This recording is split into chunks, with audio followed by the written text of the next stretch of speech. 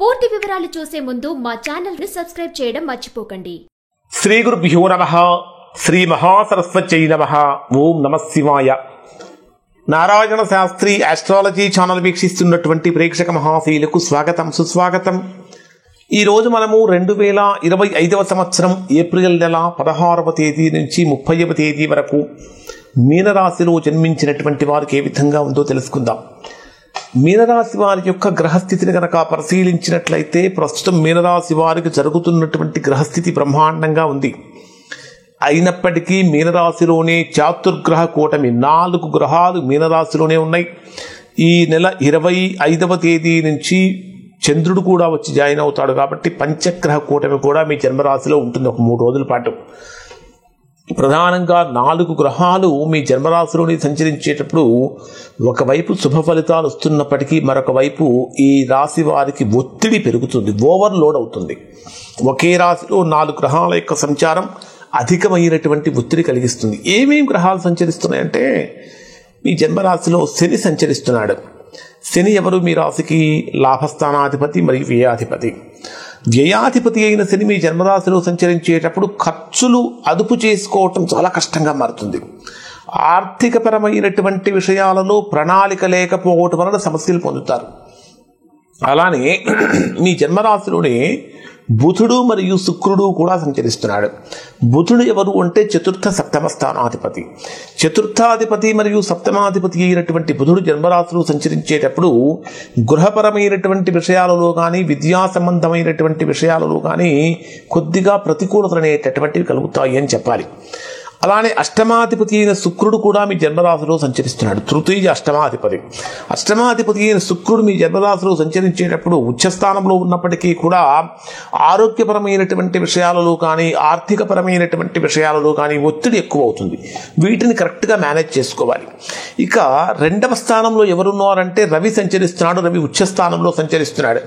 మీ రాశికి 2వ స్థానంలో ధనస్థానంలో రవి యొక్క సంచారం ఈ రాశి వారికి అనుకూలత కలిగిస్తుంది. అంటే ఒక రకంగా చెప్పాలంటే లీడర్షిప్ క్వాలిటీస్ అనేటటువంటివి డెవలప్ అవుతాయి.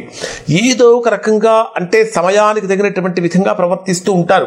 కొన్ని సందర్భాలలో మీనరాశి వారు లౌక్యాన్ని కోల్పోతారు. ఈ మాసంలో కొన్ని సందర్భాలలో మీనరాశి వారు లౌక్యాన్ని కోల్పోతారు. ఈ మాసంలో మీనరాశి వారిని కాపాడేది లౌక్యం. అంటే ఎక్కడ ఏ విధంగా మాట్లాడాలి అనేటటువంటిది చక్కగా తెలుసుకోవాలి. ఆవేశపడాల్సిన చోట నిదానంగా ఉండటం, నిదానంగా ఉండాల్సిన చోట ఆవేశపడటం, ఇట్లాంటివి మీకు కొన్ని ఇబ్బందులు కలిగిస్తాయి. కుటుంబపరమైనటువంటి విషయాలలో ధ్యాస పెంచాలి. 2వ స్థానంలో రవి ప్రభావం ఉన్నప్పుడు వాక్ స్థానం మీద ఎక్కువగా ఇంపాక్ట్ పడుతుంది. ఎందుకంటే ద్వితీయ స్థానాధిపతి అయిన రవి కూడా పంచమంలో నీచంలో సంచరించేటప్పుడు మాట్లాడేటటువంటి మాట అత్యంత జాగ్రత్తగా ఉండాలి. తోటి కొలీగ్స్ తోటి కానీ లేదా బంధువులతోటి కానీ మిత్రులతోటి కానీ సమస్యలు అనేటటువంటివి పొంచి ఉంటాయి అని చెప్పాలి. ప్రధానంగా మీ జన్మరాశికి ద్వితీయ స్థానాధిపతి అయినటువంటి కుజుడు 5వ స్థానంలో సంచరించేటప్పుడు ఆర్థికంగా కానీ ఆరోగ్యపరంగా కానీ కొన్ని సమస్యలు అనేటటువంటివి చాప కింద నీరులాగా వస్తూ ఉంటాయి. అంటే ఆత్మవిశ్వాసాన్ని ఎట్టి పరిస్థితుల్లో కూడా మీనరాశి వారు కోల్పోకూడదు. ఆత్మవిశ్వాసంతో పనులు ప్రారంభించాలి. ఆర్థికపరమైనటువంటి ఒత్తిడికి గురి కాకూడదు. ప్రణాళికాబద్ధంగా ముందుకు వెళ్ళాలి. కొందరి కారణంగా అంటే కొంతమంది వ్యక్తులు మీ యొక్క పనులకు ఆటంకాలు కలిగిస్తూ ఉంటారు, విఘ్నాలు కలిగిస్తూ ఉంటారు. వాటిని తట్టుకుని నిలబడగలగాలి. ముఖ్యంగా చెప్పాలంటే ఆధ్యాత్మికపరమైనటువంటి భావన పెరగాలి. దైవానికి చాలా దగ్గరగా ఉండాలి. ఏదైనా 1-2 సమస్యలు కలిగినప్పుడు ఆ సమస్యలను పరిష్కరించుకునేటటువంటి శక్తి సామర్థ్యాలు దైవం వలన మాత్రమే కలుగుతాయి. మీ జన్మరాశికి 10వ స్థానాధిపతి అయిన గురుడు తృతీయ స్థానంలో సంచరించేటప్పుడు ఉద్యోగపరంగా బ్రహ్మాండమైనటువంటి ఫలితాన్ని పొందుతారు. నూతన అంటే నిరుద్యోగులుగా ఉన్నటువంటి వారు చేసే ప్రయత్నాలు కూడా ఫలిస్తాయి. ఆర్థికంగా కూడా చేసే ప్రయత్నాలు ఫలిస్తాయి. బంధువుల నుంచి మిత్రుల నుంచి సహాయ సహకారాలు చక్కగా అందుతూ ఉంటాయి. గృహ మార్పులు కానీ గృహ యోగం కోసం కానీ గృహ నిర్మాణాల కోసం కానీ చేసే ప్రయత్నాలు ఫలిస్తాయి. సంతానపరమైనటువంటి విషయాలలో ఏర్పడినటువంటి ప్రతికూలతలన్నీ కూడా తొలగిపోతాయి. దీర్ఘకాలికంగా ఏర్పడినటువంటి అనారోగ్య సమస్యలన్నీ కూడా తొలగి ఆనందంగా ఉంటారు. సప్తమాధిపతి అయినటువంటి బుధుడు జన్మరాశిలో సంచరించేటప్పుడు మీ జీవిత భాగస్వామితో అన్యోన్యంగా ఉండండి. ఆ ఆర్గ్యుమెంట్స్ అనేటటువంటివి చేయకండి. అలానే ప్రయాణాలు చేసేటప్పుడు ప్రయాణపరమైనటువంటి జాగ్రత్తలు కూడా చక్కగా పాటించాలి. స్థిరాస్తుల విలువ పెరగటం కోసం విలువ కూడా చక్కగా పెరుగుతుంది. కొన్ని నిర్ణయాలు తీసుకునేటప్పుడు ఆ నిర్ణయాలలో బాగా పొరపాట్లు జరుగుతూ ఉంటాయి. ఆ పొరపాట్లు జరగకుండా ఉండటానికి, పొరపాట్లు అంటే తప్పుడు నిర్ణయాలు తీసుకోకుండా ఉండటానికి శివానుగ్రహం కావాలి. కాబట్టి చక్కగా శివాలయానికి వెళ్ళి శివదర్శనం చేసుకొని శివుడికి పంచామృతాలతోటి కానీ, దానిమ్మ పండ్లు అంటే పొమోగ్రనేట్ జ్యూస్ తోటి కానీ చక్కగా శివుడికి అభిషేకం చేయించినట్లయితే ఆర్థిక సమస్యల నుంచి, రుణ సమస్యల నుంచి బయటపడే అవకాశం కూడా ఇక్కడ రాశివారికి కలుగుతుంది. అసలు డే వైజ్గా కనుక పరిశీలిస్తే ఈ రాశివారికి 16వ తేదీ ఉదయం నుంచి 18వ తేదీ ఉదయం 8:19 వరకు ఏదో అంటే సమయానికి రావాల్సింది ఏదో రాకుండా ఆగిపోతుంది. దాంతో విపరీతమైనటువంటి మానసికమైన ఆందోళన పెరుగుతూ ఉంటుంది.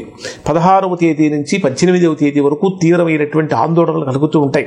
18వ తేదీ ఉదయం 8:19 నుంచి 20వ తేదీ సాయంత్రం 6 గంటల వరకు చేసేటటువంటి వృత్తి ఉద్యోగ వ్యాపారాలలో అత్యంత జాగ్రత్తగా ఉండండి. శుభవార్తలు వింటారు, కీలకమైన నిర్ణయాలు తీసుకుంటారు, మీ యొక్క పేరు ప్రఖ్యాతులు పెరుగుతాయి, మీ అంటూ ఒక ప్రత్యేకమైనటువంటి స్పెషల్ రికగ్నైజేషన్ కూడా కలుగుతుంది.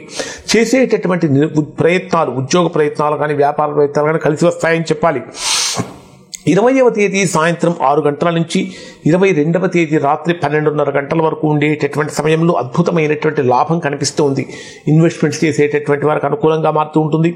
అలానే భూ సంబంధమైనటువంటి క్రయ విక్రయాలు అనుకూలంగా మారుతూ ఉంటాయని చెప్పాలి. చక్కగా రావాల్సిన ధనమంతా చేతికందుతూ ఉంటుంది.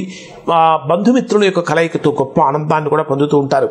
22వ తేదీ రాత్రి 12:30 గంటల నుంచి 25వ తేదీ ఉదయం వరకు ఉండే సమయంలో ఎక్కడో ఏదో ప్రతికూలమైనటువంటి సమస్య కలుగుతుంది. ఇది గతంలో చేసినటువంటి పొరపాట్లను గురించి చర్చించుకునేటటువంటి సమయం అని చెప్పాలి. గతంలో చేసినటువంటి పొరపాట్లు ఏవైతే ఉంటే వాటిని రెక్టిఫై చేసుకోవడం కోసం చేసి ప్రయత్నిస్తారు. ఖర్చులు తగ్గించుకోవాలి. ఇక 25వ తేదీ ఉదయం నుంచి 27వ తేదీ ఉదయం 7 గంటల వరకు ఉండే సమయంలో ఇది ఈ రాశి వారికి అత్యంత అనుకూలమైనటువంటి సమయం అని చెప్పాలి. మీ జన్మరాశిలోనే పంచగ్రహ కూటమి, మీ ఏమేమి గ్రహాలు, శని రాహు గ్రహాలు, బుధ శుక్ర గ్రహాలు, చంద్రుడు 5 గ్రహాలు మీ జన్మరాశిలో సంచరిస్తాయి. ఈ 5 గ్రహాలు కూడా 25, 26, 27వ తేదీలలో సంపూర్ణమైనటువంటి శుభ ఫలితాన్ని మీకు అందిస్తాయి. 27వ తేదీ ఉదయం నుంచి 30వ తేదీ రాత్రి వరకు ఉండే సమయం అంతా కూడా గతంలో ఏర్పడినటువంటి ప్రతికూలతలన్నీ తొలగిపోయి ఆర్థికంగా, ఆరోగ్యపరంగా, ఉద్యోగపరంగా, వ్యాపారపరంగా, కుటుంబపరంగా ఏర్పడినటువంటి ప్రతికూలతలన్నీ తొలగిపోయి అనుకూల వైపుగా అడుగులు వేస్తారు. ఓవరాల్గా కనుక తీసుకుంటే పంచగ్రహ కూటమి, చతుర్గ్రహ కూటమి యొక్క కారణం చేత అధికమైనటువంటి ఒత్తిడి చేయించాలి. ఒత్తిడి కనుక చేయించాలి అంటే ఖచ్చితంగా చేయవలసినటువంటి పరిహారం శివారాధన. శివారాధన కారణంగానే ఒత్తిడి తొలుగుతుంది. ఇప్పుడు చెప్పిన ఫలితాలు జనరల్గా అందరికీ వర్తిస్తాయి. మీ వ్యక్తిగత జాతకంలో ఎలాంటి దోషాలు లేవనుకోండి, ఇంకా మీరు మంచి ఫలితాలు పొందుతారు. ఒకవేళ మీ వ్యక్తిగత జాతకంలో దోషం ఉంటే కొద్దిగా ప్రతికూలమైన ఫలితాలు పొందుతారు. అటువంటి సందర్భంలో ఒకసారి మీరు వ్యక్తిగత జాతకాన్ని విశ్లేషణ చేయించుకొని దోషం ఎక్కడుందో తెలుసుకుని దోష నివారణ చేయించుకుంటే సత్ఫలితాన్ని పొందుతారు. ఇవి మీనరాశికి సంబంధించిన ఫలితాలు. శుభం.